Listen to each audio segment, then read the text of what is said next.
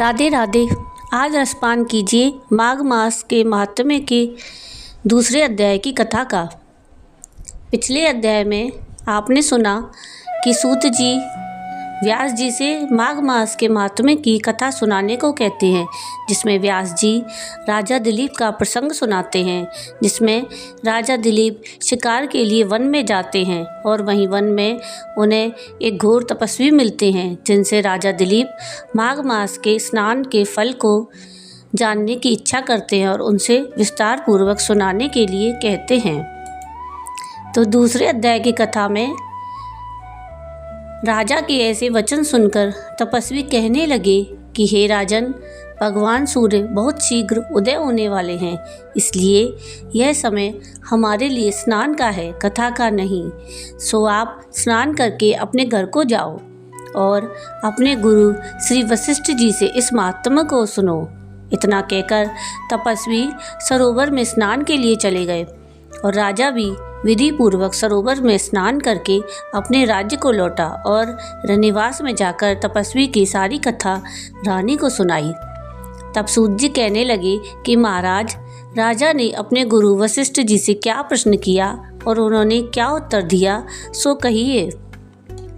तब व्यास जी कहने लगे, हे सूत जी, राजा दिलीप ने रात्रि को सुख से सोकर प्रातः समय ही अपने गुरु वशिष्ठ जी के पास जाकर उनके चरणों को छूकर प्रणाम करके तपस्वी के बताए हुए प्रश्नों को अति नम्रता से पूछा कि गुरुजी, आपने आचार, दंड, नीति, राज्य, धर्म और चारों वर्णों के चारों आश्रमों की क्रियाओं, दान और उनके विधान, यज्ञ और उनकी विधियाँ, व्रत, उनकी प्रतिष्ठा तथा भगवान विष्णु की आराधना अनेक प्रकार से तथा विस्तार पूर्वक मुझको बतलाई।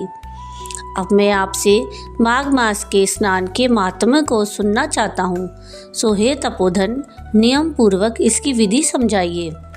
गुरु वशिष्ठ जी कहने लगे कि हे राजन, तुमने दोनों लोकों के कल्याणकारी, वनवासी और गृहस्थियों के अंतःकरण को पवित्र करने वाले माघ मास के स्नान का बहुत सुंदर प्रश्न पूछा है। मकर राशि में सूर्य के आने पर माघ मास में स्नान का फल गौ, भूमि, तिल, वस्त्र, स्वर्ण, अन्न, घोड़ा आदि दानों तथा चंद्रायण और ब्रह्मा कूर्च व्रत आदि से भी अधिक होता है।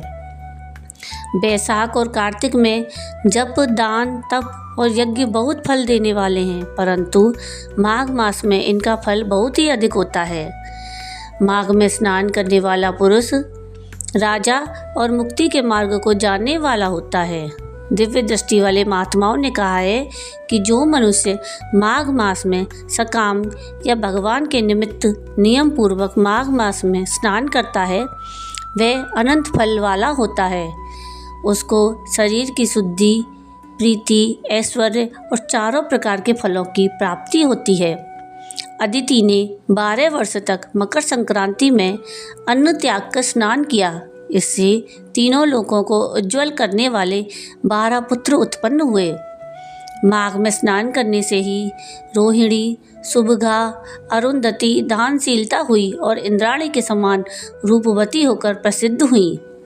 जो माघ मास में स्नान करते हैं और देवताओं के पूजन में तत्पर रहते हैं, उनको सुंदर स्थान, हाथी और घोड़ों की सवारी तथा दान को द्रव्य प्राप्त होता है। अतिथियों से उनका घर भरा रहता है और उनके घर में सदा वेद ध्वनि होती रहती है। वह मनुष्य धन्य है जो माघ मास में स्नान करते हैं, दान देते हैं और व्रत और नियमों का पालन करते हैं, और दूसरों के पुण्यों के क्षीण होने से मनुष्य स्वर्ग से वापस आ जाता है। परंतु जो मनुष्य माघ मास में स्नान करता है, वह कभी स्वर्ग से वापस नहीं आता। इससे बढ़कर कोई नियम, तप, दान पवित्र और पाप नाशक नहीं है। भृगु जी ने मणि पर्वत पर विद्याधरों को यह सुनाया था। तब राजा ने कहा कि भृगु ऋषि ने कब मणि पर्वत पर विद्याधरों को उपदेश दिया था, सो बताइए।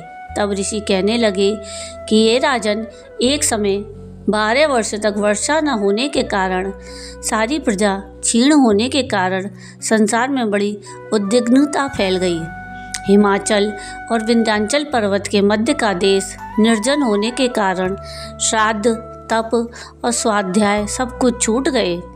सारा लोक विपत्तियों में फंसकर प्रजाहीन हो गया। सारा भूमंडल फल और अन्न से रहित हो गया।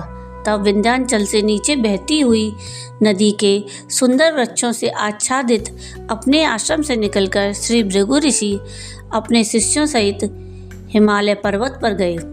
इस पर्वत की चोटी नीली और नीचे का हिस्सा सुनहरी होने से सारा पर्वत पीतांबरधारी श्री भगवान के सदृश लगता था। पर्वत के बीच का भाग नीला और बीच बीच में कहीं कहीं सफ़ेद स्फटिक होने से तारों से युक्त आकाश जैसी शोभा को प्राप्त होता था। रात्रि के समय वह पर्वत दीपकों की तरह चमकती हुई दिव्य औषधियों से पूरित किसी महल की शोभा को प्राप्त होता था। वह पर्वत शिखाओं पर बांसुरी बजाती और सुंदर गीत गाती हुई किन्नरियों और केले के पत्तों की पताकाओं से अत्यंत शोभा को प्राप्त हो रहा था। यह पर्वत नीलम, पन्ना, पुखराज और इसकी चोटी से निकलती हुई रंग बिरंगी किरणों से इंद्रधनुष के समान प्रतीत होता था। स्वर्ण आदि सब धातुओं से तथा चमकते हुए रत्नों से चारों ओर फैली हुई अग्नि ज्वाला के समान शोभायमान थी। इसकी कंदराओं में काम पीड़ित विद्याधरी अपने पतियों के साथ आकर रमण करती हैं और गुफाओं में ऐसे ऋषि मुनि जिन्होंने संसार के सब क्लेशों को जीत लिया है, रात दिन ब्रह्म का ध्यान करते हैं और कई एक हाथ में रुद्राक्ष की माला लिए हुए शिव की आराधना में लगे हुए हैं। पर्वत के नीचे भागों में जंगली हाथी अपने बच्चों के साथ खेल रहे हैं तथा कस्तूरी वाले रंग बिरंगे मृगों के झुंड इधर उधर भाग रहे हैं। यह पर्वत सदा राजहंस और मोरों से भरा रहता है, इसी कारण इसको हेमकुंड कहते हैं। यहाँ पर सदैव ही देवता, गुहक और अप्सरा निवास करते हैं। तो ये थी माघ मास के मातम्य की अध्याय की दूसरी कथा। अगर आपको ये कथा पसंद आई हो तो प्लीज़ इसको लाइक शेयर ज़रूर कीजिएगा और प्लीज़ मेरे चैनल को सब्सक्राइब कीजिएगा। और अगले वीडियो में हम सुनेंगे माघ मास के मातम्य की अध्याय की तीसरी कथा। राधे राधे।